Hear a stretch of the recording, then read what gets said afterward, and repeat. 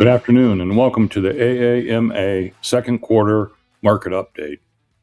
I'm Bob Baker, President of Advanced Asset Management Advisors, and joining me today is AAMA's Chief Investment Officer, Phil Volker. Hey, Phil. Hey, Bob. How are you doing? Good. Super. You know, there's a lot of exciting news out there. We've got a new Fed chair. So far, we expect new Fed policy and some pretty significant changes on how we get information about what the Fed's thinking. But before we dig into the Fed topic, let's talk about what probably is on everyone's mind right now, and that's the equity market. Earnings expectations for the S&P 500 have hit a 25-year high, and we're still seeing a lot of volatility within the markets. Can you take a little bit of time and break down what that means for the markets, investors, and our portfolios? Sure. 25% earnings growth for the year is, as you said, a multi-year high. And it's been driven, it's up from 19-20% at the beginning of the year. And it's been driven by two factors. One is the technology sector, and second is the energy sector, which has now 30% forecasted earnings growth over the next 12 months. So the conflict in Iran has helped raise estimates for the energy sector.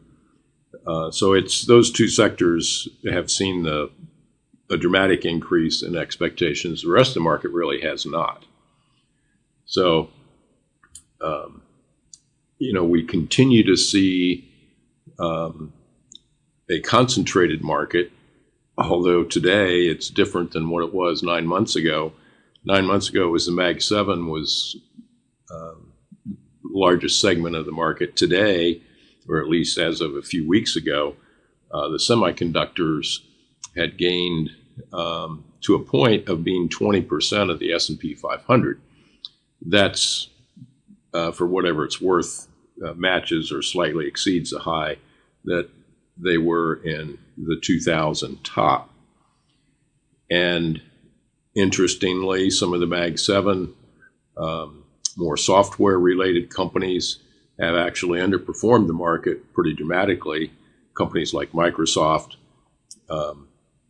Salesforce have underperformed because they're more on the software side. So there's a lot of moving parts in expectations and a lot of volatility and relative strength. But basically what's happening is the hyperscalers, the Microsofts, the Amazons, Oracles have been investing huge amount of money in data centers, and their data centers need to buy chips and memory. So that's really pushed the profit expectations for the semiconductor sector much higher. And the stock prices have followed. So just a lot of moving parts. The key question is, when are the revenues going to be there to justify the investments in these data centers? And one perspective is, if you would like to see a 10% IRR, revenues need to grow from $250 billion to $3 trillion over the next 5 years. And to get a 20% IRR on those investments, would have to grow to $4 trillion. And not to get too far into the weeds, some of the questions on the revenue stream are being challenged from various segments of the market, and we're seeing the pricing of these models starting to change from all you can eat buffet, meaning all you can use from the AI models, to pricing per token. That seems to be pretty much required for the model providers to make money long term. But it's also then created a pushback from users in reducing their costs, because when you pay per token, the total cost of an AI project in your general company becomes much more expensive. So just a lot of dynamics in this whole space. We certainly expect AI to become valuable in certain applications, but there remain questions on what's it going to cost, what's the value, and in other larger applications, is it fast enough to manage a self-driving car, for example. Sure. So lots of dynamics, lots of moving parts. Do you think that 10 to 20% growth rate is even reasonable? I mean, 20% is probably not, but is 10 or is 5? Yeah, I don't know. It's hard to say. Certainly, the promoters of AI say it's going to happen. 3 trillion of revenue by 2030 makes everybody happy, but that's a long ways away, and we're in a very competitive, changing environment in artificial intelligence, and token usage now is roughly 50% purchased from Chinese suppliers. Hmm. So, and that has gone up dramatically in just the last few months. Tracked by Open Router, it was roughly it's roughly doubled in the last few months. Mm-hmm. Mm-hmm. And the Chinese models are a lot cheaper. So, again, a lot of questions about the future revenue stream, and a lot of moving parts in both the hardware and software side. Yeah, and we talk a lot about how the accuracy of AI is not anywhere near where it needs to be. But I think you were telling us the story about somebody had a complicated spreadsheet and it asked an AI program how to optimize it, and I think it came back and said, and to just eliminate the spreadsheet. Well, it didn't say that. It just did it. It took Okay. the first thing it did was take all the data out of the spreadsheet. Oh well, that will hopefully improve at some point. How do you think the fundamental strength in the stock market today, or where do you see the strength today? Well, as we've been saying for some time, the overall market is overvalued. Every single sector is trading well above its median PE. So it's a matter of looking at volatility of earnings and price, because when things are overvalued, the more volatile sectors would get hurt worse if there are disappointments in the market. So, sectors like healthcare, which has been a favorite of ours for a while, it's actually starting to perform pretty well. It's in its 77th percentile of historical PE rankings, but it also has, a 23% earnings forecast for the sector. The key thing is that, the relative volatility is a quarter of the market, and the volatility of historical earnings is roughly a third of the overall market. So low volatility in earnings, low volatility in price is a big plus in a market that's broadly overvalued. Absolutely, because sooner or later the rubber band's going to snap to some degree, and it's not when it's coming. Or it's not if it's coming. It's when it's coming in the date. But well, let's shift gears and move into the fixed income side. As we all know, there's a new Fed chair. He's already implemented a number of new policies. Some of those uh, consisting of how the Fed's going to report and communicate their meetings going forward. Um, Give us your thoughts on Warsh and everything coming from the Fed. Well, do we have 2 hours? Yeah, no, it's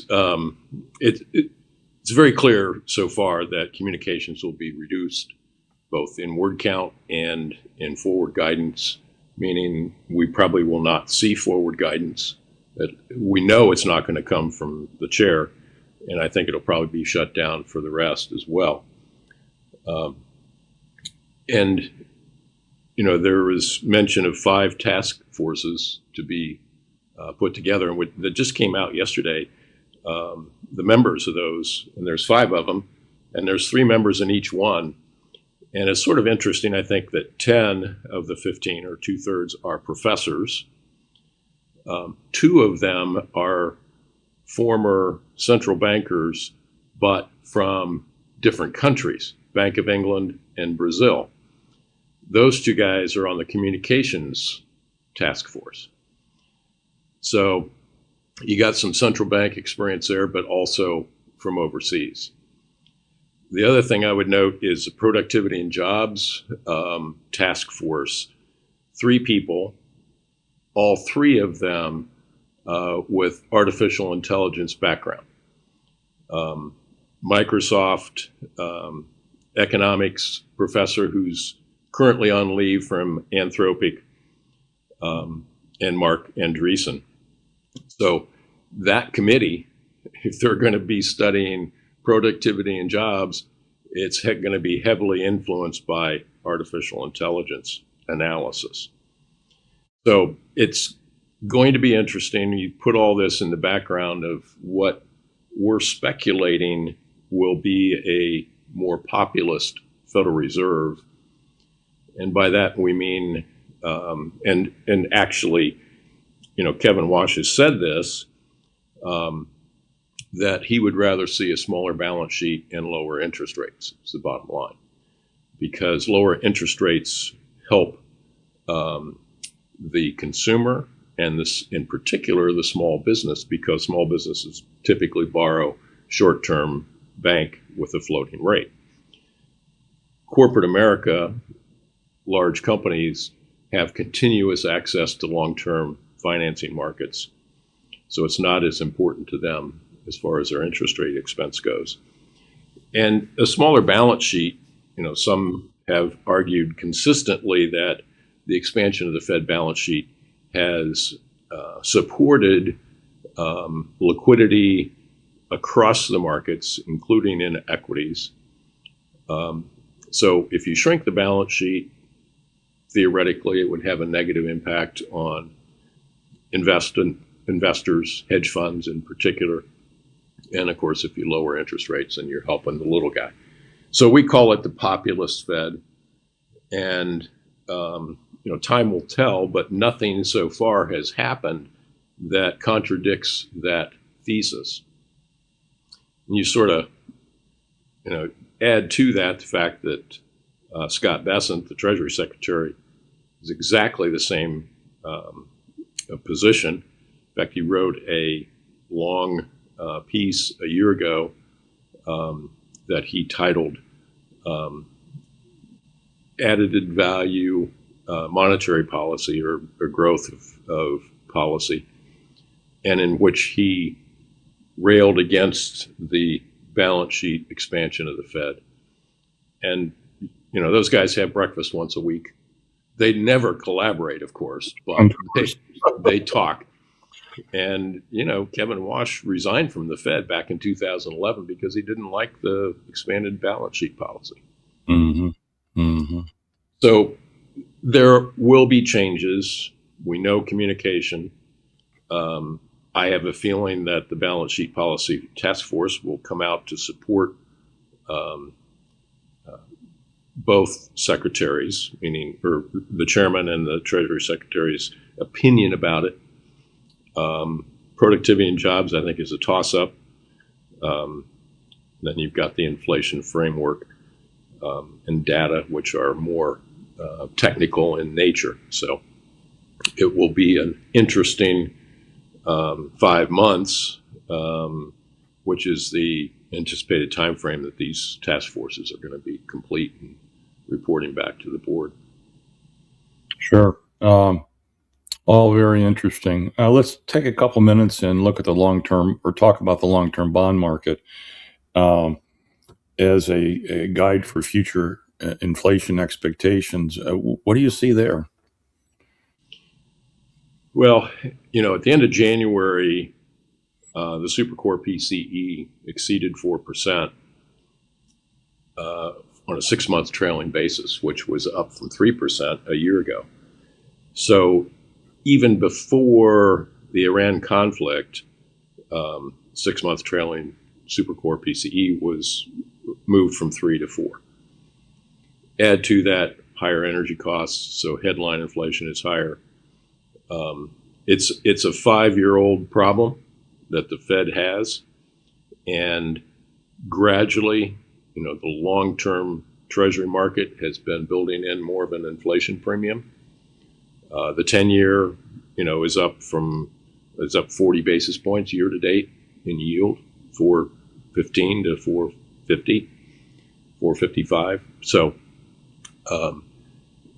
even through the Fed interest rate cuts starting a year ago, long-term rates have risen because the market does not have the confidence yet that the Fed can get this under control. So, that still leaves, long-term Treasury bonds down 35% total return over the last 5 years. The 7 to 10 years down 9%. It's not been a friendly market for bond investors, and we don't see that getting much better unless there's some major catastrophe in the economy, which we don't see. Right, right. And, inflation is everywhere. I was reading an article talking about the last 25 years, health insurance premiums that either employees pay or the companies pay are up 319%. And the median income's up 99%. And general inflation's up 85%. So these premiums have gone from like $500 a month for a family to close to over $2,500 a month. And that's just mind boggling. And that's why the consumers feel a lot of the crunch right now. Yeah, absolutely. It's across the board, and clearly it's impacting consumer spending on the margin. PepsiCo reported earnings a little bit disappointing, and they basically said, look, we get a lot of our sales of soft drinks and snack foods at convenience stores and gas stations.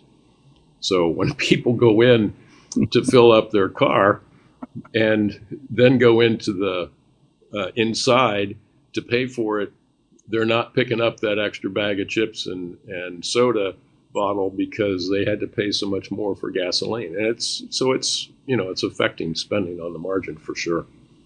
Yeah, and I've had so many conversations or heard from people saying that, why hasn't gas dropped so much?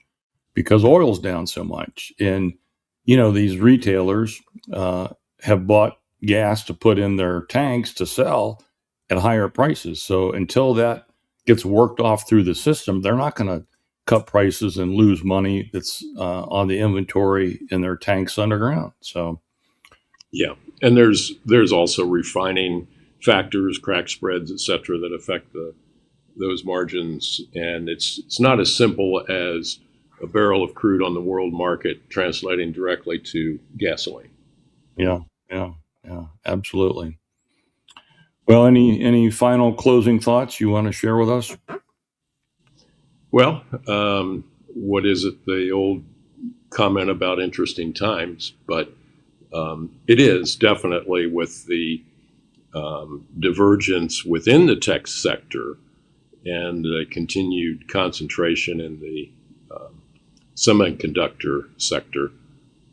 Um, and we're always looking over our shoulder for um, weakness in the economy. The GDP forecast for the second quarter just dropped pretty dramatically because of exports and imports. Um, and the first quarter was revised lower as consumer spending was pretty much cut in half from like 1.5% contribution to 0.7. So again, there's a lot of moving parts and a lot of things to keep track of as we move forward here. A lot of things to worry about, and those things keep us up at night at times. So I understand. Well, thanks for your time today. I'd like Absolutely. to thank our listeners. We went a little longer today than normal, but if you'd like to contact us and talk about our thoughts on the markets or receive additional information on any of our portfolios, please contact us at the locations on the screen. So we'll see you in a couple months.